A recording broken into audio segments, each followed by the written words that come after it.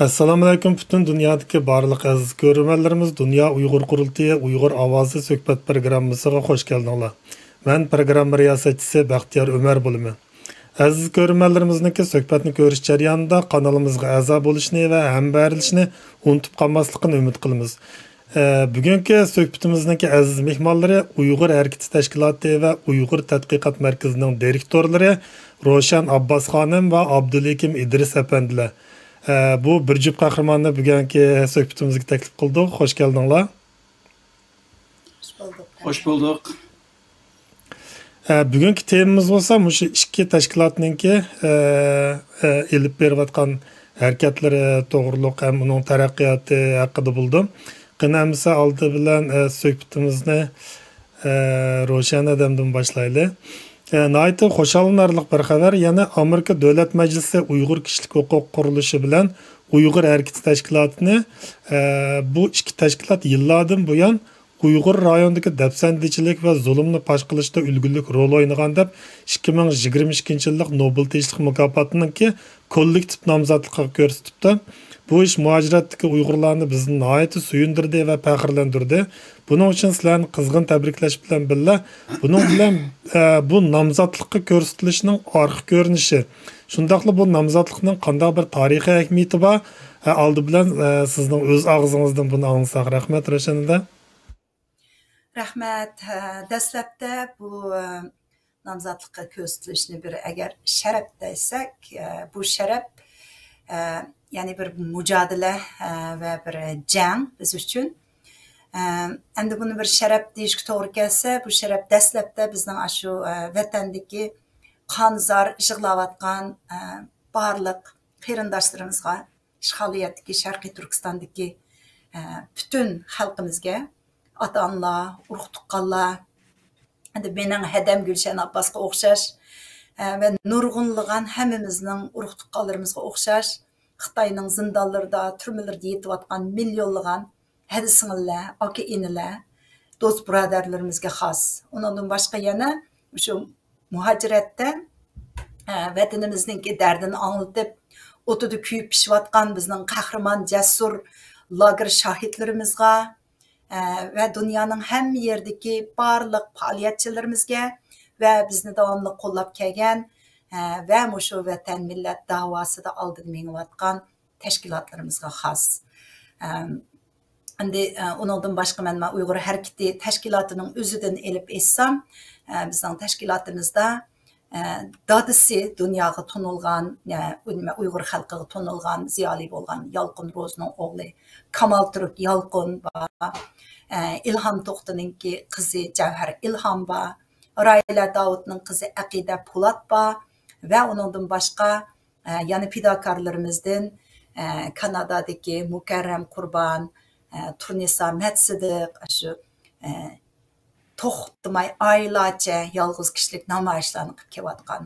Anandikin o'zi eng yosh bo'lsa Uyg'ur davosida oldida mengayotgan qizimiz Mahliyaga o'xshash va bizningki ziyolilarimiz Maya Metalipovaga o'xshash yosh faoliyatchilarimiz Mustafa Aqsu va bizningki önderlerimiz, liderimiz bo'lgan Mantimin Bug'roning qiyni bo'lgan badanida tuqqani Babur Elchi bizda to'liq ishlayotgan, shuning o'xshash va Asiya Ablatdak, Turdi Xo'ja va Dilmurod Sulaymondek bizningki burundan davoning beshida mengib kelayotgan faoliyatchilarimiz va shundoqla mening akam Rishad Abbosdek bizningki qurilishimizdan boshlab bizga yordam qilib kelayotgan nurg'un qarindoshlarimiz bor.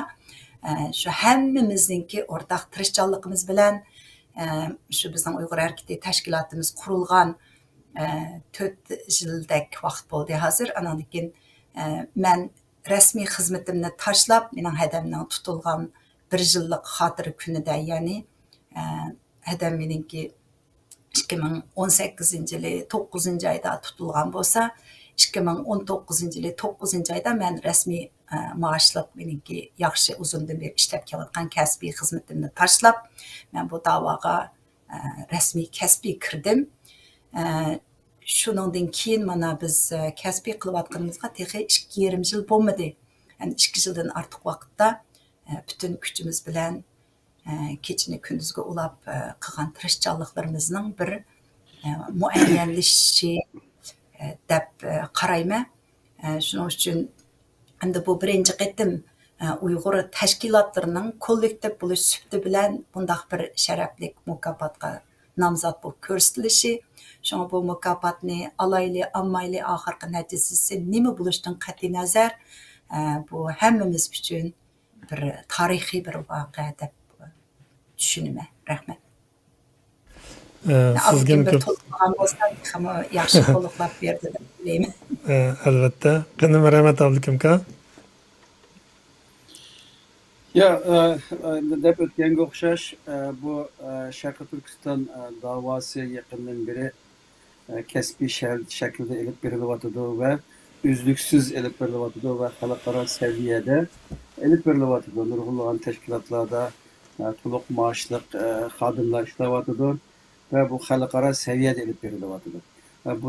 Bu yaqindan beri vatanimizda ulg'ayotgan bu irqiy qirg'inchilik, bu qatlam bu hammamizni bu ishni texnik mustahkam qilishga majburladi. Gerçi bu Xitoy ishg'oliyatining qatlamlari yurtimiz Sharqi Turkistonda kommunist hokimiyat tarafidan 1949-yildan tortib biz boshlangan bo'lsa-mu, bu budaqisi bu 21-asrda butun dunyoning ko'zi oldida bu shaklda bo'lishi butun tashkilotlarni, jamoatlarni, boshqa xizmatda mutaxassis bo'lgan talantli egalarimizni bu da'voga kirib, bu xizmatni qilishga deymiz chaqiriq qilgan bo'ldi. Jumladan bu Uyg'ur harakati qurilgan kunidan tortib hozirga qadar bir komando shaklda bir problem bo'lsa, darhol o problemni tepib, ona bir chora tadbir ko'rib, chora tadbirini tezdan ijro qilgan shunday bir mexanizmga ega bo'lib keldi. Ben öz gözüm bilen körep durutuptum. 2,5 yıl, 3 yıldan beri 2017-yılı 9. ayda kurulgan top bu Uygur hareketinin şu günden bugünce üzlüksüz faaliyet kılıp beriyotidu. Bizning arzuyimiz bu davada ilgisi Sharqi Turkiston xalqi, Sharqi Turkiston yoshlari. İnşallah bunun keyin biz bu yoshlar bilan xalqimiz bilan hamkorlashib, maqsad nice talantli, nice liderlar, nice yoshlar chiqib bu hareketlerini bizden müthiş yaxshi qiladigan umidlarda ketib boramiz. Ko'pdan ko'p rahmat. Meningki esimda qilishicha shu 2017-yili bir ovoz, bir qadam almashtirib qo'ymagan bo'lsam, shu faoliyat bilan Uyg'ur harakati tashkiloti butun dunyoda tanildi deb qarayman. Haqiqatan shu tunji qatimliq otgan o'q dal joyida etilgan ham nihoyatda cho'ng unum yaratgan biroqla shu bir harakat bilan menimcha Uyg'ur harakati tashkiloti butun Uyg'urlarga tanishlik bo'lgan ham xalqaro hozir anglash qaraganda 10 dan ortiq odam ishlayapti. Bundan keyingi xizmatinglarga texnik utuq tilaymiz. Hamda Abdulikim kamkilayli men kechiring doim odatlanib qolgandikan Abdulikim demay Abdulikim deb bugun qaptimi. Qanday marhamat o'shanda.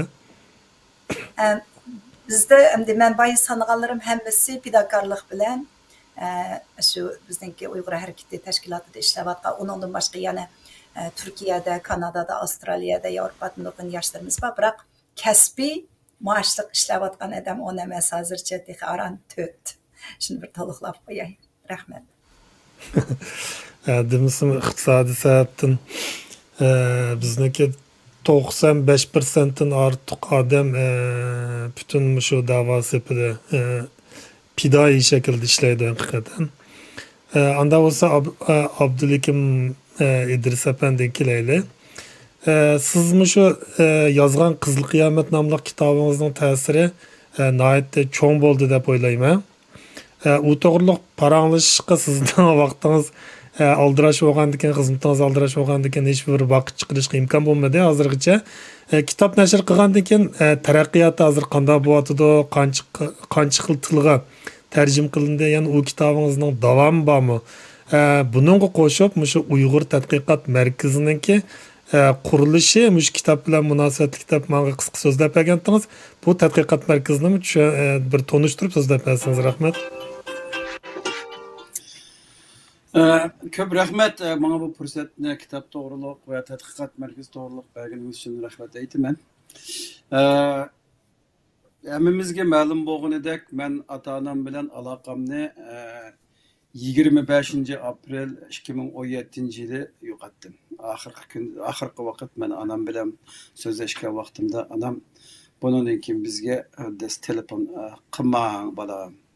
Bizni yashig'ili qo'yang degan telefon qo'yash bilan meni shu kundan bu kungacha ota-onamning, onamning, dadamning, singillarimning, yenilerimning, ularninki aile tabiatlarininki hayat bulup bo'lmaganligini bilolmayapman. Bu meningla beşimga kelmedi. Manga o'xshagan 100 minglarcha Uyg'urlarning bo'libmi chet eldagi Uyg'urlarninki beshiga keldi. Milyonlagan insonlar tutib olindi. Uning oldida telefonda onam bilan so'zlashib turardim. Men 1986-yili yurtdan ayrilgan. Keyin telefonlar mavjud bo'lgan vaqtida ara-sira paranglashdik, ammo keyingi vaqtlarda ko'proq paranglashdim. Ushtum tut bu onam bilan bu aloqamning uzilishi menga aloqa nima nafsiy jihatdan, kishisel jihatdan o'zimninki kimligimga qattiq ta'sir qildi. Bütün diqqat e'tiborim shu vatandagi ishlar, urug' tuqqanlarning ishlari bo'ldi. Kechalari bu to'g'riliq men onamga maktubda bir xatmi yozdim. Uyqusiz o'tkazgan kechalarim bor, hozir qadar shundoq. Bu masalani qanday qilib dunyoga anglatish ne shu vaqtida bir kallamdan bekchiq o'tgan. Uning oldidan biroz hozirliklar batdi. Va meningki bo'libmi Uyg'ur tarixi, Uyg'ur irqiy qirg'inchiliklari, bizning jumhuriyatlarimizningki mag'lubiyatga uchrashlari, shu ishlarni hammani analiz qilgan vaqtimda biz Uyg'urlar arqa-arqadan Xitoyninki aldam qaltisan. Aldangan, yana aldangan, yana aldangan, yana aldangan. Biz biroz oldiga qarab bir narsalarni ko'rish fursatiga ega bo'lmagan va oxirida bu Xitoyga biz Uyg'urlarning o'zimizning kuchi yetmasdan butun dunyo jamoatchiligiga, butun dunyoga anglatib, kuch to'plab, shu kuch bilan bu Xitoy hokimiyatini Sharqi Turkistondan qo'g'lab chiqarish mujadilasi bo'lganligi uchun bu kitob qo'lga olindi.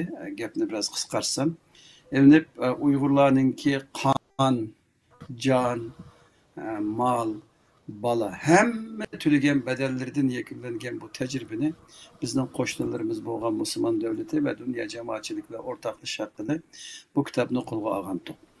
Bo'libmi 2020-yili 4-ay, 5-ay, 6-ay atrofida bilinganidek bu Sharqi Turkistondagi kamplarni concentration camp demayotgan. Bu yerdagi bu Xitoyninki bu qilmishini irqiy qirg'inchilik demayotgan vaqtida biz Uyg'ur harakatidan 7-ayda Sharqi Turkistonda irqiy qirg'inchilik deb bir inglizcha dokladma hazırlagandik. Shu vaqtlardan boshlab bu bütün jamoatga buni bir anglatish kerakkan deb bu kitob qo'lga olindi. Olingandan keyin bu kitobning ichidagi gaplar bak ig'ir gaplar. Bu ig'ir gaplarni o'z beti dunyo jamoatchiligiga tunishtirish uchun bir qancha nashriyatlar bilan nimalar bilan aloqalashgan bo'lsak, ular biz nashr qilamiz kitobingni, ammo ichidagi fikrlarni hozirgi zamon bu shu aloqani deymiz. Xitoyninki manbalariga uyg'un shaklda hazırlab e'lon qilamiz degandan keyin biz dedik Uyg'urning peshiga kelgan kun shu. Biz buni o'z beti e'lon qilishga xohlaymiz va bu bizning talabimiz dedik. Ve cümleden Uyghur Tadqiqot Merkezi'ni kurup çıkışga mecbur bulduk. Yani Center for Uyghur Studies'ni önge ağızıp, hem bu bir deyimiz akıl ambiri, hem bu bir hareket kıladigan bir muassese, hem bir qancha projektlarni olib boradigan bir qurilish bulup mu Uyg'urlarninki, Sharqi Turkistonninki meselesini xalqaradagi tadqiqotchilarga, siyosatchilarga, qaror beruvchilarga tunutish ve ular Uyg'urlar haqida bir narsa yozaman desa, Uyg'urlarning nuqtai nazarini o'ttirig'i qo'yish. Shuni ko'zlagan.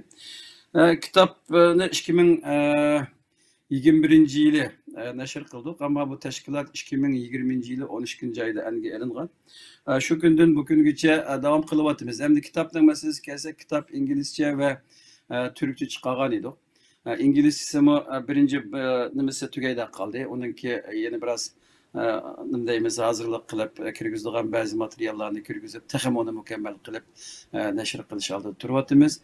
Türkçesi şu kadar yaxshi bo'ldiki Türkiye'de bir nashriyat onu o'zi nashr qilib hozir Türkiye'ninki 60 necha shahrida bütün nima deymiz online kitap setish sen bazarlarda setilyapti ve o'qiganlar inson Sharqiy Turkiston meselesini atrofliq delil paket isbotlarga tayangan asosda bayon qilingan kitapken deb buni deyishyapti ve bu kitap bütün Müslüman dünyasını, bulup bu Müslüman dünyasını, yani Orta Asya, Merkezi Asya'dan Türkiye'gacha, Janubiy Sharq Asya'dan O'rta Sharqgacha bo'lgan bu yerdagi ellarni ko'zini bir etish bo'lyapti.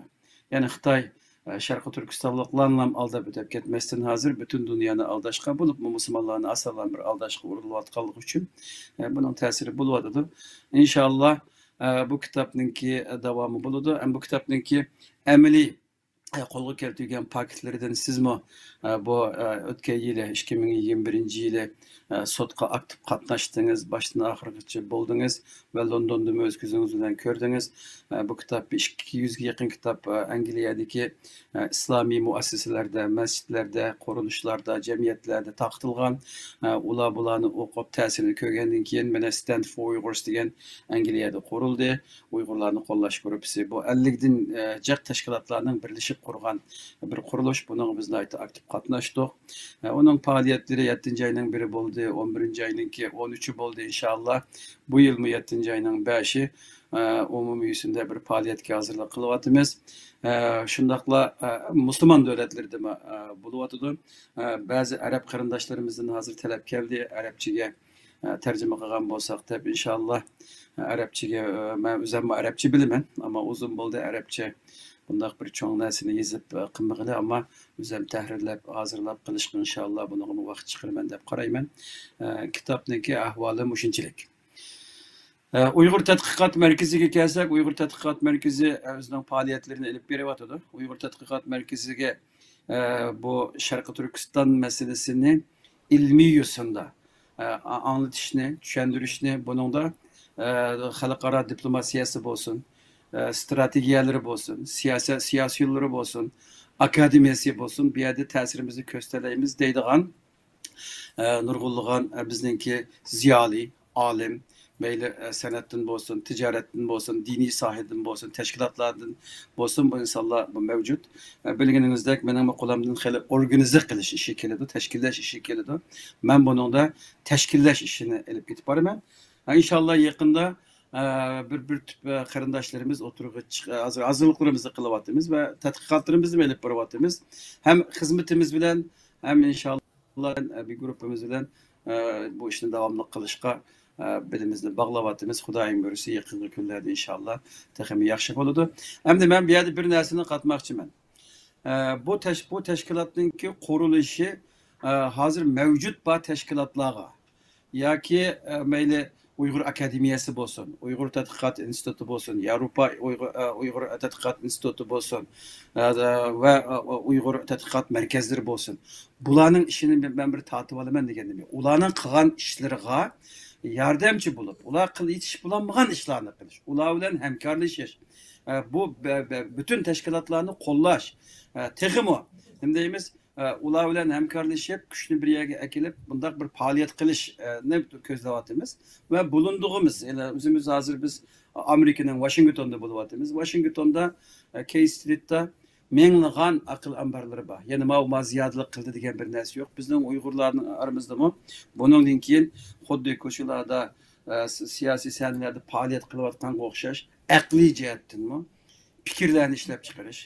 Qanday qilsak bu düşmanga taqobil turamiz. Qanday qilsak az kuch bilan chiqishlarni qila olamiz. Qanday qilsak o'rturdagi o'xshmasliklarning oldini ola olamiz. Qanday qilsak bir-birimiz bilan hapilishni tashlab Xitoy bilan hapilishga markaz diqqat e'tiborimizni markazlashtira olamiz. Qanday qilgan vaqtida bu aldamchi Xitoyninki aldam xaltasiga tushib ketmaymiz. Buningki siyosiy yo'l xaritasini, fikriy yo'l xaritasini, harakat yo'l xaritasini ve devletler bilen muamele kılganda qanday muamele qilamiz. Çünkü hamma devlet hamma qilgan işini oturup tökep qilmaydi. Devletlerninki diplomatiya ministerligi bor, teşviqat ministerligi bor, istihbaratları bor, özlerinin maxfiy işleri bor. Bizning tashkilotlarimizning uch qashqara teşviq qildigan masalalarimiz bor. Bu düşmanninki biz Uyg'urga bildirimiz deganning o'zini Uyg'urlar emas, düşmanimizni teng anglaydiganligi hammamizning esimizde. Ularga bildirish ve bazı meselelerni plan programlar bilen vakti kelgan vaqtida xalq uni bilish, bazı meselelerni mengu demesini qildigan faaliyetler var, söz demesini qildigan faaliyetler var. Shuning uchun aqlimizni ishlatish ve en muhimi Sharqi Turkiston davosini hem teşkilatlar hem xalqlar bu o'rtadagi bağlanışını güçlendirish. Telqili fikirlerge tingshash, hatalıklarını vaqtida tuzitish, ama nişandın, gayedin, maksatdın qaytmasdan mustahkamlanish degandek mushu faoliyatlarni qilmoqchimiz. İnşallah barliq hozir qadar faoliyat qilib kelgan qarindoshlarimiz bilan hamkorlashimiz, yangi yoshlarimizningki, yangi zotlarimizningki bu sapga qatilishini chaqiriq qilamiz. Biz g'avg'o, g'alvidan uzoq, aql bilan ishlashni asos qiladigan shunday bir qurilish oldida ketib boramiz. İnşallah muvaffaq bo'lganligimizga ishonchimiz komil. Köpten köp rahmat tafsili tushuntirib berdingiz. Menimcha bo'lgan chaqda mush tadqiqot o'rinlari Uyg'ur davosida nihoyatda ehtiyojli bir o'rinlar. Amerikaning o'zida meniki bilishimcha 5000 dan ortiq think tank shunday tadqiqot o'rni bor ekan. Menimcha bo'lgan chaqda Uyg'urlarning orasida bo'lsa mushundaq har jihatda tadqiqot ilib bordigan 20-30 o'rin bo'lsa menimcha ozlik qildi. Çünkü biz hozir aqlga muhtoj. Erkin Akram Efendi degandek bizdeki birdan bir kuch aql. Tadqiqot markazlari mush aql markazlari. Bu orqali menimcha davoni texmo yuqori ko'targili bizning ojizligimizni, dushmanningki kuchli tarafini ham uning ojizligini biz shu tadqiqot o'rinlari orqali texmo uchuq tunib yetalaymiz deb o'ylayman shaxsan. Anda bo'lsa yana bir savolimizni ro'shandamga qo'ysak, mushu oldin o'tgan bir necha haftaning ichida Uyg'ur Erki Tashkiloti shundaqla bu tadqiqot markazi ikki o'rin mushu Krodiya, Chexiya, Belgiya, shundaqla Gollandiya qatorliq Yevropadagi bir necha davlatda oqaqida uchrashishni jiddiy xizmatlarni elib bordinglar. Bu to'g'riliq bir sizdan olsak, qanday faoliyatlar bo'ldi, nima natijalar qo'lga keldi? Shunda jiddiy bir xizmatlarni qilib ketdinglar bu oraliqda. Yili u davlatda, yili bu davlatda xabarlarni ko'rib turdik. Buni bir o'z og'zingizdan so'zlab bersangiz rahmat. Rahmat. Bu Sharqiy Turkistondagi irqiy qirg'inchilik o'tirg'a chiqqandan tortib Amerika elchixonasiningki mushu Xitoyninki kasal pandemik boshlanib ketishdan, koronavirus boshlanib ketishdan burun biz 2019-yili abdukimishkimiz bir munchilg'an davlatlarda Amerika elchixonasining sohibxonligida shu faoliyatlarimizni boshlagan edik. Shu chog'larda balki esinglarda bor, Turkiyada bo'ldik, Yevropada bir muncha davlatlarda bo'ldik, Avstraliyada bo'ldik. Avstraliyada hatto bir 4 shaharda shunday jiddiy faoliyatlarni o'rlashtirgan Amerika elchixonasininki sohibxonligida. Keyin kasal bo'lib ketdi. Kasaldan keyin nurg'un bu faoliyatlarimizni to'rda qildik. Ama o to'rda, ekranda yana inson o'zi ko'rishib, aloqalashib so'zlagan bilan o'xshash bo'lmaydi. Shunga bu qitim bizningki Turkiyaga yoshlarni tarbiyalash kursiga borgan vaqtimizdan foydalanib Uyg'ur Erki Tashkiloti bilan shu Uyg'ur tadqiqot markazi ikki tashkilotni Abdulhakim ikkimizni Amerika elchixonasiningki shu bir qancha davlatlarda sohibxonlik qilib Yevropadagi biz 6 davlatda bir hafta 10 kun ichida 6 davlatda bo'ldik. Bir qaraganda safar vaqtlarimizni nim qilganda zodi bir davlatda bir 2 kun bo'lganda bir jiddiy bo'ldik. Ama faoliyatlarimiz nihoyat yaxshi bo'ldi. Chunki bu davlatlar hammasi Yevropa birligida, Yevropa parlamentida ovozi bor bo'lgan. Ba'zi davlatlarga hech qanday bir Uyg'ur faoliyatchilar emas, Uyg'urlar to'g'risida emas, hatto Xitoyga qarshi hech qanday bir faoliyatlar bo'lib boqmagan davlatlar bor ekan.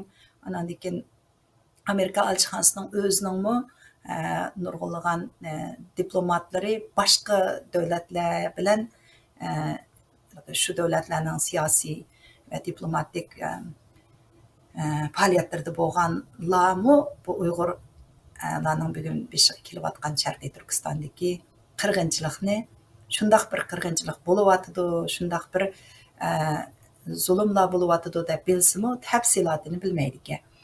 Shunga endi bularning hammasiga ko'rishib, so'zlashib, mayli matbuotda bo'lsin, mayli matbuotlarda bo'lsin, mayli aql omborlari bilan, inson haqlari qurilishlari bilan bo'lsin, mayli hukumatlari, parlament a'zolari bilan bo'lsin, ko'rishishlarni elib bordik. Ham shu arada Yevropa parlamentining o'zidimi birmuncha Uyg'urlarninki masalalarga tanishlik bo'lgan va gapini qilayotgan parlament a'zolari bilan ko'rish fursatimiz bo'ldi. Buning tafsilotini yana Abdukim texmi yaxshi tushuntirib beralaydi deyman. Men shunchalik boshlab beray, oxirini Abdukim davom qilsin. Qanday rahmat Abdukimka. Budaqa Uyg'ur harakati bilan Uyg'ur tadqiqot markazininki bir yurish qilib kelgan faoliyatlarininki asosiy o'rinlari Uyg'urlar ko'p bo'lmagan yoki asosiyatdan Uyg'urlar bo'lmagan davlatlar bo'ldi. Bo'lib bilganingizdek Kroatiya, ya'ni Xorvatiston yoki Zagreb, Kroatiya deganimiz bu davlatda Uyg'urlar, faqat Uyg'urlar yo'q ekan. Bu davlat sobiq Yugoslaviya Cumhuriyet davlatininki bir qismi bo'lganligi uchun va bu yerdagi Balqandagi so'qashlarga aktiv qatnashib qolgan bir davlat bo'lganligi uchun biz buningda Uyg'ur masalasini anglashimiz bek muhim deb qaradik. Bo'libmi Serbiyada Xitoyning ta'siri bek kuchli. Serbiya hukumati bilan Serbiya davlati bilan Xitoy intayin yaqin ishbirligi olib beryapti. Serbiyaninki poytaxti Belgrad shaharlarida Xitoyninki kameralari, ya'ni kuzatish kameralari hamma yerda mavjud. Hatto Belgrad shahridagi saqchilarda Xitoy saqchilarining kimi baliqi, charlashni ba'zi Xitoy saqchilari bilan birga elib berayotganligi bu mediada bayon qilingan. Ya'ni Avropaning o'ttirida Xitoy bir aqlliq city, aqlliq bir shaharda hamma narsani kontrol qiladigan kameralari bilan va butun ma'lumotlar bilan kontrol qiladigan bu shaharda o'zining saqchilarining kimi kelganligi va buning Avropaning o'ttirida bo'lganligi markaziy Avropadagi davlatlarni xili andishiga solgan bir payt ekan. Bo'libmi Kroatiyadagilarninki eng tushuniladigan bir masalasi iz deraksiz yo'qolib ketgan nurg'un urug' tuqqanlari bor ekan. Hozirga qadar ularninki yoki yo'qolib ketganlarninki hayot yoki o'lib ketganligini bilmaydi ekan. Hamda sizning bilganingizdek biz Sharqiy Turkistonda 3 milliondan jiq insonlar lagerida 1 milliondan jiq insonlarimizni ichkari o'lkalarga o'tkazib ketdi. Millionlagan bolalarimizni yetimxonalarda dinsiz, o'zimizningki milliy kimligimizsiz Xitoylar kommunist qilib yetishtiryapti deb buni davatgan bir paytda bizda millionlagan yo'qolib ketgan insonlar bor. Ya'ni bularninki izdirikini qilolmayapmiz. Uyg'urlarning ichida eng jiq bu Xitoyning budaqi irqiy qirg'inchiligida bo'lgan qurbonlar kim desangiz, izdiriksiz yo'qolib ketgan. Ya ismini bilmaysiz, ya o'zini bilmaysiz, ya neredeligini bilmaysiz, hech kim so'roq qilolmaydi. Bu insonlar bek ko'p. Bu izdiriksiz yo'qolib ketgan insonlarninki yana bir nimasini qarang. Xitoy kommunist hokimiyati Sharqiy Turkistonda sinab qilgan bütün bu irqiy qirg'inchilik, bu qatliam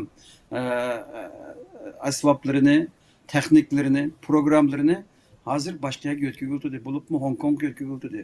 Hozir Hong Kongliklar necha mingdan jiq insonning yo'qolib ketganligini isbotlayapti. Chunki Hong Kongningki ularninki bir qisman shahar markazidagi aloqa omborlari, ma'lumot omborlarida ismi bo'lg'achqa insonlarning nadaligini bilmayapti. Ammo Xitoylar bu Uyg'urlarga buni eng jiq ziyan uchratgan. Ya'ni Uyg'ur, Qozoq, Qirg'iz, Tatar, Tojik, Sharqi Turkiston xalqidan izdiraksiz yo'qolib ketgan insonlar bek ko'p. Biz bularni Kroatiyaliklarga tushundirgan vaqtimizda bularmi o'zining beshiga kelgan bilan o'xshashgan deb nayta qiziqishdi. Yerdagi mayli yerlik kishilik huquq tashkilotlari bo'lsin, diniy guruhlari bo'lsin, mediadagilar bo'lsin, aloqalarni o'rnatib keldik. Kelgusida Yevropadagi Uyg'ur tashkilotlarimiz va yoki boshqadagi tashkilotlarimiz bular bilan berib aloqalashib, ularning parlamentosida, mediasida Uyg'ur masalasini o'ttirib qo'yish uchun hozir qo'limizda bir adreslar bo'lgan bo'ldi. Biz bularni birinchi qo'lga oldik. Inshaalloh qarindoshlarimiz bilan buni o'rtoqlashimiz, ular bilan hamkorlashimiz. O'xshashlar Slovakiya bu sobiq sharq nima deymiz, sharq kommunist davlatlarininki birisi. Çekoslovakiya deganimizdeki Çek bilan Slovakiya ikkisi o'z vaqtida bir davlatdi. Bular tinchlik bilan ikki davlatga ayrildi. Slovakiya tarixdan beri Avstriya, Vengriya imperatorligininki bir qismi bo'lib kelgan. Bu Markaziy Avropadagi o'zi deymiz ang saviyasi yuqori, diniy e'tiqodi kuchli, kommunizmga bo'lgan tushunchasi aniq va Xitoyning tahdidiga diqqat qilib kelayotgan bir davlat ekan. Bu davlatninki poytaxti Bratislava, Avstriyaning poytaxti Viennadan bek uzoq emas ekan, 1 soatlik yo'l ekan. Bizningki Avstriyaning Vienna shahrida Sharqi Turkiston tashkilotimiz bor, yerda Uyg'ur jamoatimiz bor. Inshaalloh bularni ular bilan bir tunishtirib qilyapmiz. Xudoyim bilsa yaqinda yana bir faoliyatlarni qilishi mumkin. Biz masalan Slovakiyaninki o'zi kichik davlat bo'lgani bilan uninki Yevropa parlamentidagi a'zosi Niksima xonim bilan kurashdik. O Uyg'ur davosini davomli qo'llab kelgan bir xonim, Avropa parlamentidagi bir Uyg'ur ittifoqdoshchisi. Ve Slovakiya parlamentininki a'zolari bilan uchrashdik, medialar bilan kurashdik ve Merkezi Avrupa tadqiqot institutlari bilan aql ambarlari bilan uchrashishimiz bo'ldi va bu yerdagi bu Sharqiy Yevropadagi demdik yoki bu Markaziy Avropadagi bu davlatlardagi musulmon jamoatlari bor ekan, ya'ni musulmon tashkilotlari, ular bilan munosabatimizni yaxshilab keldik ve Pragda kardinal qasamesem archbishop deymiz, Hristiyan Katolik dinidagi eng chong katta amaldorlar uchrashdik. Ular qabul qildi bizni va ular o'zlariniki cherkovlarida Uyg'ur masalasi haqida gap qilayotganliklarini, Uyg'urlar uchun o'zlariniki diniga ko'ra duo qilayotganliklarini bizga bildirdi. Biz Sharqi Turkistondagi bu Xitoyninki tug'ilmagan bolalarni va kelgusi tug'iladigan bolalarni o'ldirganliklarini, ayollarga bo'lgan tajovuzchiliklarini, tug'mas qilib o'tish, qirs qilib o'tish bu ishlarini hammasini tafsiliy so'zlashib kelib, bu Xitoy kommunist hokimiyatining Sharqi Turkistonda olib borayotgan bu irqiy qirg'inchilik, bu tajovuzchiligi bu Uyg'ur xalqiga, Sharqi Turkiston xalqiga emas, bu insoniyatning bir qismiga qattiq bir hujum bo'lganligini ta'kidlab kelishdik. İnşallah bundan keyin faaliyetlerimiz bu ülkelerde devam kıldı ve biz meyle Uygur Tədqiqat Merkezi olsun, Uygur Hareketi Teşkilatı olsun, yeni degenim yani Uygurlar faaliyet kılmagan yoki faaliyet kılış hazır kadar bekdikat itibarını kozulmagan devletlerle alakını küçeytiş ve bütün dünyanı, yer şardaki bütün dünyanı bu Xitoydan kelgan tahdidga ularning diqqat e'tiborini qo'zg'ashga harakat qilamiz. Faaliyetlerimiz obdan bo'ldi. Belgiyadagi faaliyetlerimizga Dunyo Uyg'ur qurultoyi raisi Dolqin Isa apandim qatildi. Yevropa parlamentisi bilganingizdek bu Covid munosabati bilan 1,5 yildan beri taqoq sirtinbek kelgan ziyoratchilarni qabul qilmabdi ekan. Tunji qatimda bir uchrashish fursatimiz bo'ldi.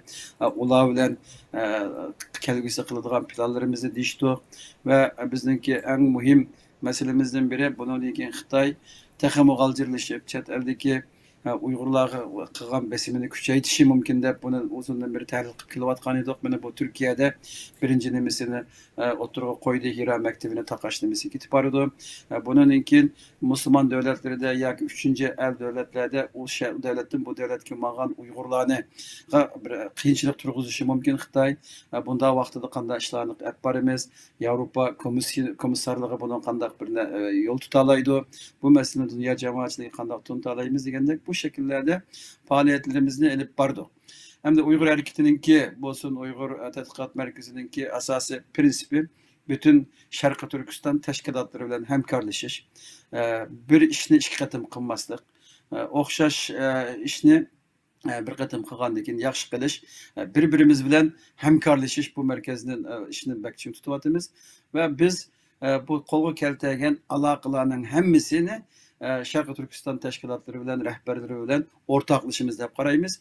Bu inşallah bunun keyin bütün teşkilat rehberleriga bir chaqiriq bo'lg'usi. Yani tuzgan aloqa, kurashgan insonlarni texmi yoshlarga, kelgusi nesillerge tapşırıp berish, bu hareketni kuchlantirish uchun o'zimiz ishinib, birinci dava meselesini oturdu qo'yib, minishimizni chaqiramiz. Bu azır kadar bu şu yolda biz faaliyetlerini qilib keldik. Bunun kimi devam qilamiz deb qarayman. Rahmat. Alda olsa, shuna bilan munosabatli ham bir savolni sizdan so'ray, Abdukin aka.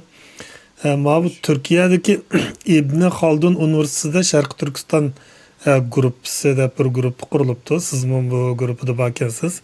Siz bu guruhda qanday vazifa o'taysiz?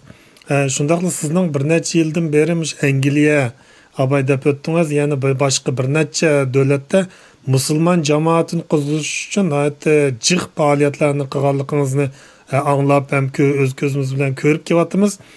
Bu faoliyatlarniki shu musulmon dunyosini qo'zg'ash faoliyatiniki unumlari qanday bo'lyapti? Bu to'g'riliqmi bir so'zlab bersangiz rahmat. Ko'p rahmat. Bu Türkiye'deki İstanbul'daki İbn Khaldun Üniversitesi'ndeki bu o'quvchilarninki Şarkı Türkistan rayonluq stili qurilibdi. Bunun da mening bir cho'ng rolim yo'q. Men faqat bularninki taklifiga binoan bu bir 2 oylik bir Şarkı Türkistan haqida ma'lumot olish, Şarkı Türkistan meselesini tushunish va Şarkı Türkistan meselesi haqida tarafsiz bir dokladlarni chiqarishni ko'zlagan 35-nji o'quvchilar bizniki Türkiye'de yetishgan qarindoshlarimizniki yordami bilan masalan bilganingizdek yaqinda Mehmet Emin Buğra'nın Şarkı Türkistan tarixini Türkçe'ye tercüme qilgan yaqinda doktor bo'lg'usi Abdullah Oğuz efendim. Bunun yaqindan hamkorlashib kelyapti ve Şarkı Türkistan yangi nesil hareketi bular yaqindan hamkorlashib kelyapti. Bular İbn Khaldun Üniversitesida Şarkı Türkistan rayonluq bir üsteli qurilibdi. Bu üstelge Şarkı Türkistan'a münasebetlik faaliyet elip borayotgan teşkilatning rahbarlarini, akademiklarni, o'qituvchilarni chaqirib, ulardan her tarafdan ma'lumot elip bu ma'lumotni ve başka Türkiye'deki ammaviy jamoat bilan o'rtoqlashishni ko'zlagan bir hareketken. Men bularninki chaqirib bu programning ichilishiga qatnashdim. Bulardagi bu hayajonni, bulardagi bu ilmiy shaklda olib borgan bu uslubni ko'rib ta'sirlandim. Xudoyim buyursa bu davom qilsin deb qarayman. Bu yerdami Şarkı Türkistan haqida yozilgan kitoblar taqdim qilindi, imzolar etildi. İnşallah bunun kimi shunday davom qilg'usi. Siz mi bilesiz, ben o'zim 1990 yılının ahiri Germaniyaga kelgan 5-6 Uyg'urlarning biri, tunji kelgan Uyg'urlarning biri ve Avrupa'da bo'lsin, Amerika'da bo'lsin 30 necha yildan beri Şarkı Türkistan meselesinde, Uyg'urlar meselesinde, teşkilatlar meselesinde aktif bir faaliyet qilayotgan birisi bo'lish sübutim bilan ve Avrupa Parlamentodan Birleşmiş Milletler Teşkilatı'gacha Jenevadagisi Amerika Kongreslere kadar, Tashqi ishlar ministrlariga kadar bütün Şarkı Türkistan meselesiga münasebetlik urlarning hammasi de men bu bir bo'lib baxtim, kurashash fursatlariga erishdim ve meningki oxirida bo'lgan yakunim shu bo'ldi. Bu shaxsiy o'zimning fikrim. Biz g'arbdagi faoliyatlarimiz shuna davom qiladi. Ya'ni buniki men bundan keyin alg'i besishini, kuchayishiga qarab menishiga ishonchim komil. Ama Şarkı Türkistanlıklar buluş sübutimiz bilen biz özümüzün dindişimiz bo'lgan, qondoshimiz bo'lgan mesela Merkezi Asya'daki Türk devletlerini, Müslümanlarni nazardan chiqarib, ular Xitoyninki nimasiga uchib ketgan, o Xitoyning ishini qildi deb mundaq bir o'tishni men o'zim to'g'ri ko'rmagan. Biz o Müslümanlardaki kuch quvvatni to'g'ri analiz qilishimiz kerak. Mesela men shaxsan o'zim mayli vatanda bo'lsin, mayli Misrda bo'lsin, diniy maktablarda o'qish fursatiga erishganligim uchun bu musulmonlarningki bu masalaga qanday qaraydiganligini obdan bila olmayman. G'arbda bizning masalalarga inson haq nuqtai nazardan, inson bo'lami degan nazardan qarasa, Yahudiylar bo'lami bizning dinimizda zulmga qarshi bulg'imi biz ega chiqishimiz kerak degan bo'lsa, xristianlarga o'xshash degan bo'lsa, ammo musulmonlar bunga vaqtida bu menga qilingan hujum. Agar biz tushuntirsak, bu mening o'zimga qilingan hujum deb biladi va bularga tushuntirgan bu masala bu zulm tugagan qadar davom qildi. Ya'ni G'arb davlatlarida manfaatlar o'zgarishi mumkin, kun tartiblar o'zgarishi mumkin, inson haqlari masalasi boshqa yerlarda texnik og'ir masalalarda bo'lishi mumkin, ammo musulmonlarga anglatib, musulmonlarga bu masalalarni tushuntirgan vaqtimizda biz Xitoyning yoqasiga esilgan. Sharqiy Turkistonni qo'g'lab chiqargan qadar bu ishni biz qo'llandik, mustahkam qo'llana olamiz. Qarang, Xitoy bizni 136 yildan beri biz mayli qisman yoki tamamen Xitoy ishg'oliyatida bo'lyapmiz. Bu davrdan ichida Xitoyning uzluksiz to'xtatmasin Uyg'urlarni, Sharqiy Turkistonliklarni besishda qo'llanib kelgan pan-turkizm, pan-islomizm shiorlari bor. Pan-turkizm degani bizni qozoq, qirg'iz, tojik, tatar, o'zimizning turkiy qarindoshlarimizdan ayirib o'tish. Pan-islomizm degan dunyoda 2 milliardga yaqin musulmon qarindoshlarimizdan ayirib o'tish. Musulmon qarindoshlarningki mustahkam musulmon davlatlari bo'lmasligi mumkin. Davlatlari deymiz mustabid hokimiyatlar tarafidan boshqarilishi mumkin. Xitoy bilan u hokimiyatlarningki manfaati o'rtoq bo'lishi mumkin. Xitoyning deganini qilishi mumkin.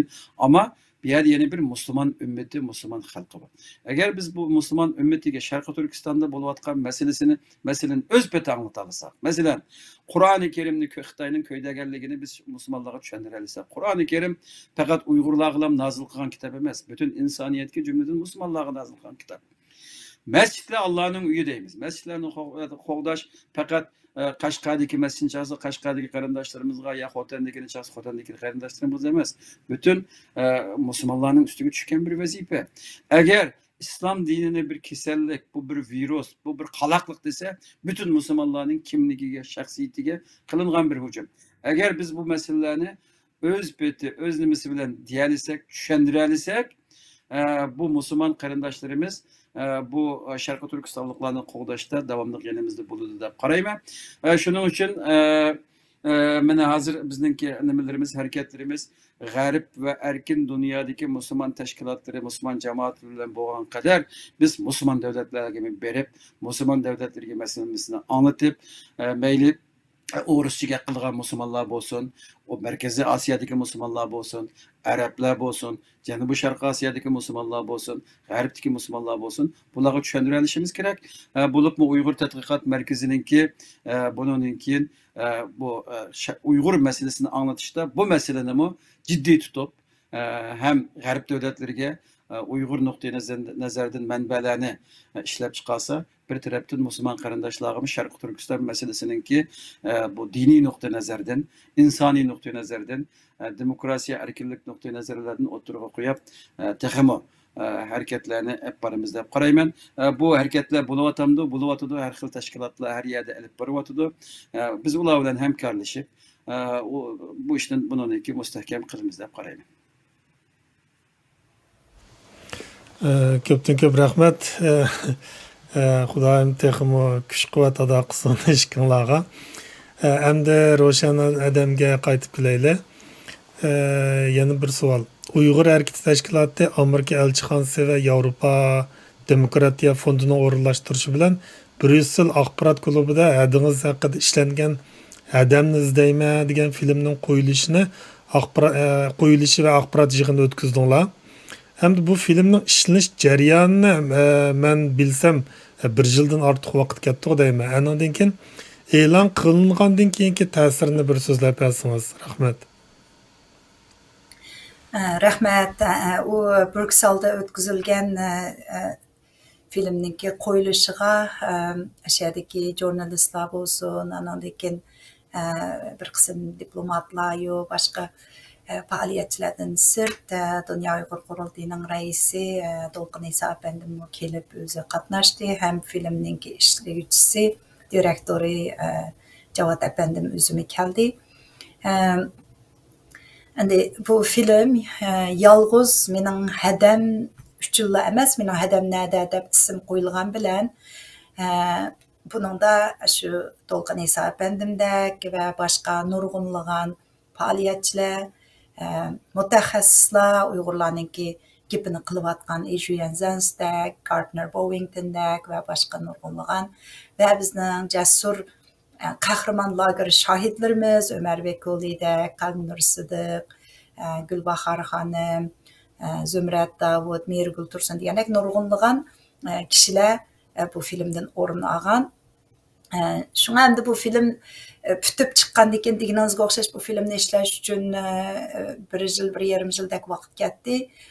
Pütgandan boshlab o'tgan yili atiyozdan Amerika hukumati tarafidan Tashqi ishlar ministerligi va bir qism aql ambarlari va to'rda Amerika elchixonasiniki Rossiya elchixonasi, Hindiston elchixonasi, Bulgariya, Yaponiya, Barbados degandek Amerika elchixonalarininki sohibxonligida qo'yilib kelayotgandi. Endi 10 oyda bo'lsa kasallarninki nimasi bir qator bir endi normal faoliyat qilg'idak bo'lib, undan keyin hech bo'lmaganda bu vaksin sog'izganlar vaksin kartini ko'rsatib yoki nima COVID test qilg'izib, endi sinov qilg'izib, uni ko'rsatib kiralaydigan bo'lgandan keyin elchixonaning sohibxonlarida 10 oydan boshlab bir qancha davlatlarda qo'yilgan. Shunga endi bu film qo'yilib, oqidan biz o'zimiz, Ablikim, men, undan keyin filmni ishtirguvchi boshqalar o'tirib, u yerda savol javob qilib, bu filmning ishlanish jarayoni, hozirgi ahvollarni so'zlagan vaqtida bu bir amaliy bir hikoya, bir oilaninki strategiyasi, bir millatning, bir vatanning beshiga kelayotgan bir irqiy qirg'inchilik deganni mening hadamdagi bir dunyoning bir mehribon, muloyim, bir kamso'z, kuyimchan bir ana, bir hada. Men tunji qatim Washingtondagi ayni zamanda shu hukumat bo'lgan Trump hukumati ginoyat yaqin bo'lgan bir aql ambarda hozir Pompeo o'zi ishlayotgan. So'zlab men 6 kundan keyin mening hadam bilan hammam ikki shahardan birisi Urumchidan birisi Otishdan ikkisi tam qo'lga ilinib bir kunning ichida tutilib keyin hammamni qo'yib berdi bir 6-7 oydan keyin. Ammo hadamda mana ta hozirgacha 42 oy bo'ldi, hech qanday xabar yo'q. Bunun bir film qilib ishlanishi hemen Ablikimninki ailesi, Ablikim ishimizdan beshimizga kelgan ishlar kunlar va Dolqun İsa'ninki ota-onasi, inisi, bütün hikoyalar o'z ichiga olgan va lager shohidlarininki lagerda bo'lgan beshiga kelganlarni so'zlashtirish bilan ishlangan bu hikoya. Bundaq eg'izda degan 3 million, 5 million desa bu xuddi bir statistikaga o'xshash, bu bir nomerdek anladim. Bunun insani tarafi, bu irqiy qirg'inchilikning, bizning ishg'oliyatdagi Sharqiy Turkistonning hozirgi ahvolini ifodalashda bu film nihoyatda bir muhim bir rol o'ynayotdi. Masalan, shu o'tganda Yevropada bir qancha davlatlarda 10-oyda, 9-oy, 10-oy, 11-oylarda qo'yilgan vaqtida shu film qo'yilib, oqidan biz savol javoblarga javob berib bo'lgandan keyin hatto birlari qo'lni ko'tarib men bu ishlarni bilatdim, Uyg'urlarning beshiga kelayotgan bu zulmlarni, ammo nihoyat jiroqda ham dunyoning nariga qarasa hozir har turli problemlar. Shuning uchun bu ish menga jiroq, men nima ish qila oldim? Bu mening problemim emas deb o'ylab ekanman. Men bugun bu filmni ko'rgandan keyin Uyg'ur masalasi mening masalam. Qo'limdan nima kelsa shuni qilaman deganlar bo'ldi. Mush qatim siz degandek shu Yevropada Brükselda film qo'yilgandan keyin nurg'unlagan matbuotlarda, nurg'un tillarda bu film to'g'risida tunishtirishlar va filmning ishlanish jarayoni shuning bilan tang Uyg'urlar bugun uchrayotgan irqiy qirg'inchilik tasvirlanib o'tdi. Oldimizdagi oylarda yana bir qancha davlatlarda bo'lmoqchi. Buningki haqiqatan unumi nihoyat zo'r bo'lyotdi. Rahmat. Mush bana da soru olay Norvegiyaga navbat bo'ldi. Qachon kelishni o'ylashyapsizlar? Şu Norvegiyagami inşallah aldığımızda bir 4. aylarda o'rinlashtirgandek qiladi. Ma aldığımızdaki 3. ayda bir qancha davlatlarda o'rinlashtiryapti. Şu yozgacha Norvegiya, Shvetsiya va boshqa davlatlarda bo'lishi mumkin. Rahmat. Qizg'in qarshi olamiz.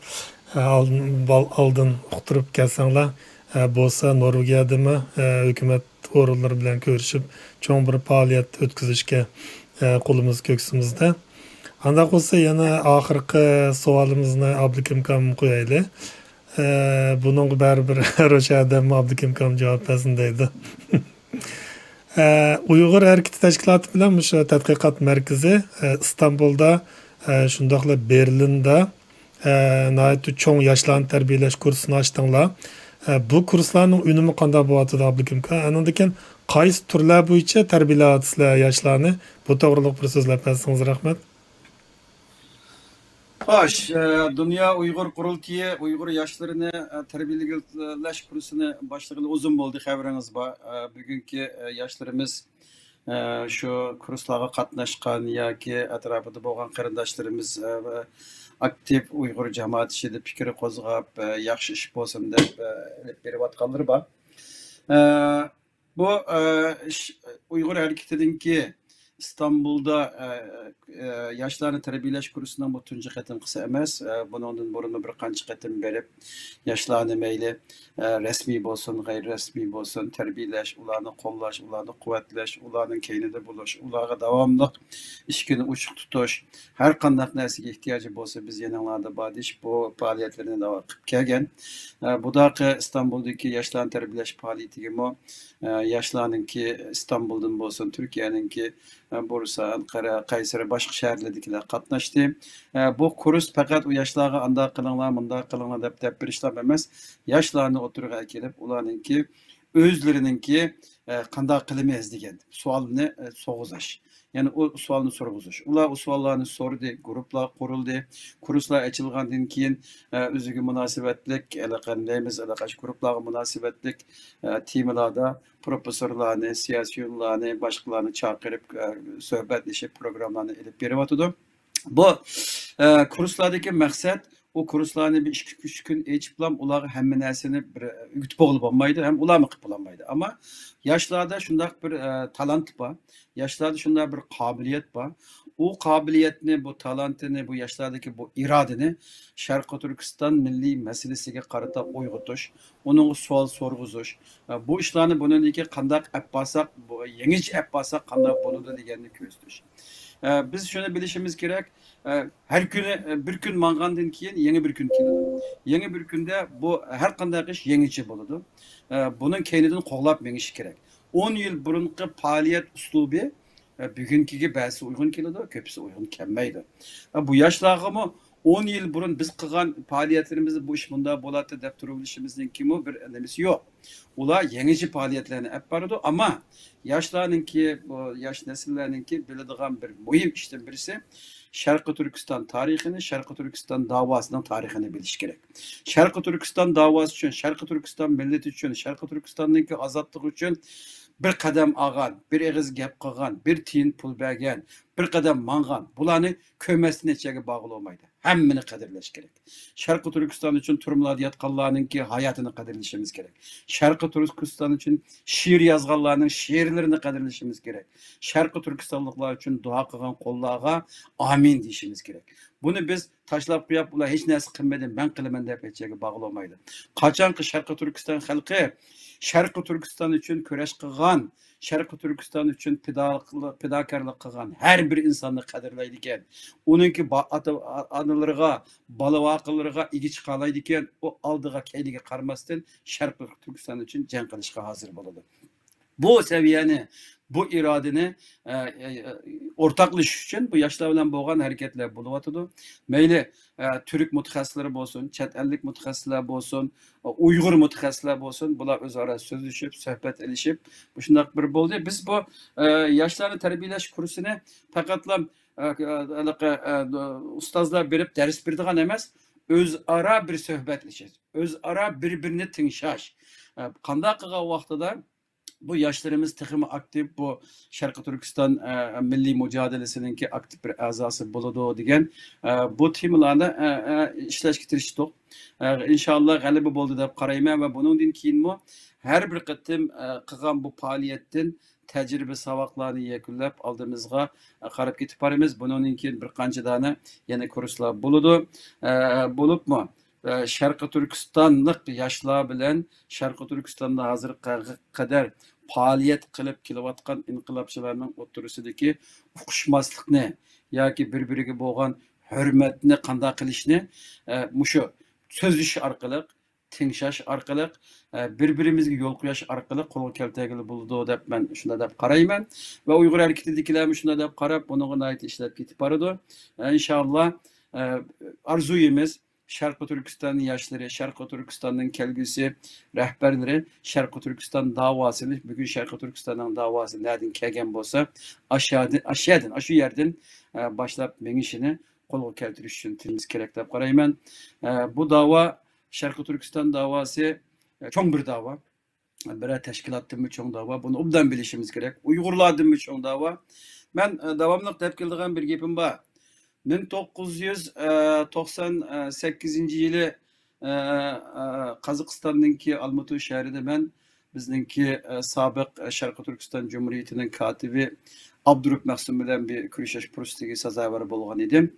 Abdurrahman Mahsum'unki bana dep bergen bir gibi kolukamda davamlıq jaranlaydı. O bolsa mı biz bu ikinci Cumhuriyeti'ninki galibilik bulanmaslığı da biz şu vaqtdagi siyosatni bilmaganligimiz emas, dushmanni tutmaganligimiz emas, xalqaro vaziyatni tushunmaganligimiz emas, kuchimiz yetmaganligidan mag'lub bo'ldik degan. Ya'ni biz bugun bütün muhojiratdagilar kuch to'plash uchun ketib qolgan ekanmiz. Biz bunu bilishimiz kerak. Bu birer teşkilatning, birer cemiyetning, birer grupning qila oladigan ishi bo'lgan bo'lsa, bu bunda bo'lmaydi. Bu bütün dünya jamoatchiligini to'plab, apirib Xitoyga qarshi selishimiz va Sharq Turkistonni qo'g'lab chiqarishimiz. Bu bizning milliy mujohadamiz. Bunun hergiz mi yanmaymiz. Ama bu yerda meniki bu yoshlar gapi chiqib qoldi. Yoshlar gapi yaqindan beri bo'lyapti. Yoshlarga bo'lgan nimam shu. Sharq Turkiston milliy mujohadasining tarixini obdan bilish, onu inkar qilmaslik, onunğa azdu, köptu, ecri ötken her qanday insanı qo'llash. Ben bir yerde bir narsani deb kelay. Bugun masalan Dünya Uyg'ur qurultiyi bu holga kelgan bo'lsa, Dünya Uyg'ur qurultiyi dunyoninki har xil parlamentolarda, xalqaro sahnalarda yurgan bo'lsa, 1996 yılı Yaşlar Qurultayını qurgan vaqtimizda, 2004 yılı Dünya Uyg'ur qurultayını qurgan vaqtimizda, Avrupa'daki, Münix'teki qarindoshlarimiz oshxonalarda ishlab, tozalik qilib turib, $50, 50 eurodan, 100 eurodan pul berib, bu kuchni quvvatlaganlik uchun misha keldi. Biz ularni unutib qolmasligimiz kerak. Ularning har bir qilgan iqtisodiy yordami, yenimizde bulaşları, Küç gündüz Dünya Uyg'ur qurultayını qo'llashları, milliy hareketimizni qo'llashlarni unutib qolmasligimiz kerak. Shundaqla hozirgi yoshlarimiz bu narsalarni unutib qolmassin, ama al qarab menish kerak. Biz ulardan hech qachon bizni taqdirlar, bizni hurmatlar, bizning yo'limizdan mangdab turib oladigan bir narimiz yo'q. Sharq Turkiston milliy mustaqillik harakatini g'alabalik qilish uchun ularning boshqa turish, ularning yangicha bir chora-tadbirlarni qilish haqqi bor. Biz uni inkor qilmaymiz, ama ularning kim o? Sharq Turkiston milliy harakatining tünügünge baha bir iş için bir gün tutup tünügünden boğalığını bilişin gerek ki o vaxtda baha belgendeydiğen bu gaplarını kılımız. İnşallah ben bu yakında mevcut buluvatkan fikir bahsi münazirlerinin ki bir yaxşı icabi bitirip ki elip verip tizden biz bunu yoğuşturup düşmanımız Xitay hakimiyetiga karşı bir sebepte bulup kuchimizni quvvatlab menishimiz kerak deb qarayman. Xitoylarninki bizlarni aldab ketgan bu aldam xaltisiga tushib tavsiya qilaman. İnşallah mustahkam bir yo'limiz bo'ldi deb qarayman. Ko'pdan ko'p rahmat. Oxirida o'sha hozirgi jamiyatdagi yoshlar masalasi to'g'riliq bir savol so'ramoqchidim. Bunga javob beryapsiz. Bo'lsa Ro'shadami shunaqa ikki og'iz bir qo'shimcha qilib bergan bo'lsa yaxshi bo'lardi. Qani rahmat Ro'shada. Rahmat. Abdukim hamma narsani asosan xulosaladi. Shuni mening boshqa gap qo'shishimning hojati yo'q, ammo shu bir narsani biz davomli esimizde tutup şu boyunca menişimiz lazım ki muhabbetim bir qancha qatim dedi. Bizning düşmanımız faqat ve faqatla Xitoy hükümeti, Xitoy işgaliyatçıları. Şunun için biz faqat bütün diqqatimizni aşu birli düşmanga qaratib turib, qolganlarimiz hamkorlashalig'a yerda hamkorlashib, bo'lmasa bir-birimizni inkor qilmay, hammamiz bu davoni o'zimizning qo'limizdan nima kelsa shunda davom qilishimiz lozim. Chunki bu davo bek cho'ng. Bu bir qancha odam yo bir qancha tashkilot bilan bo'ladigan ish emas. Hammamiz har tarafni to'liqlashimiz lozim. Men shu bir ovoz bir qadamni 2018-yili 1-oyda boshlagan vaqtimizda mening davomli deydigan bir gapim bor. Men shu gapimni takrorlab tugataman. Bu bizningki ishg'oliyatdagi Sharqiy Turkistonning bugungi davosi xuddi bir yo'g'on bir mashinaga o'xshaydi. Buni elib menish uchun A pointdan B pointga ma o'rindan A o'ringa elib berish uchun bu mashinaga hamma nima lozim? Rolmi lozim, chaqmi lozim, maymi lozim, suvmi lozim. Hatta bir tal kichikina ventisi chiqib qolsa, shu mashina ma'masligi lozim. Bir-birimizni to'liqlaymiz. Davadaki hammamiz, yoshlar, cho'nglar, yangi tashkilotlar, ko'ni tashkilotlar bir-birimizni to'liqlaymiz, bir-birimizni kuchlantiramiz. Shunga bir-birimizga rag'bat berib, bu davoda ashu vatandagi millionlagan bizga qarab chet elda yashayotgan, erkin dunyoda yashayotganlar bizni qutuldirdi, vatanimizni qutuldirdi deb bizdan umid kutayotgan ashu bechoralarni ko'z oldimizga keltirgan holda tig'uchini bir-birimizga emas, Xitoyga qaratgan holda bu davoni davom qilishimiz lozim. Rahmat. Ko'pdan ko'p rahmat. Haqiqatan deganingizdek bir millat qon bilan go'shtdek zich birishgan vaqtda bizni aslida hech kim bo'zaq qilolmaydi. Bizmi hech kimga bosh egmagan bo'ladiq. Xudoyim bo'lsa bu kunlarmikilar qimmatli vaqtinglarni chiqarib programmamizga kelganinglar uchun ko'pdan ko'p rahmat. Biz ishlaringlarning texnik o'ngishli bo'lishini, yo'linglarning dog'dan bo'lishini umid qilamiz. Shuning bilan birga programmamiz mishada oyoqlashdi. Qadrli ko'ruvchilarimizning qimmatli diqqatiga rahmat. Saytimizni texnik yaxshilash uchun fikr taklifinglar bo'lsa qizg'in qarshi olamiz. Aziz ko'ruvchilarimizning qonimizga a'zo bo'lishni, hambarlashni unutib qolmasligini umid qilish bilan birga hammanglarga xotirjamlik tilaymiz. Rahmat. Allohga omonat. Allohga emanet.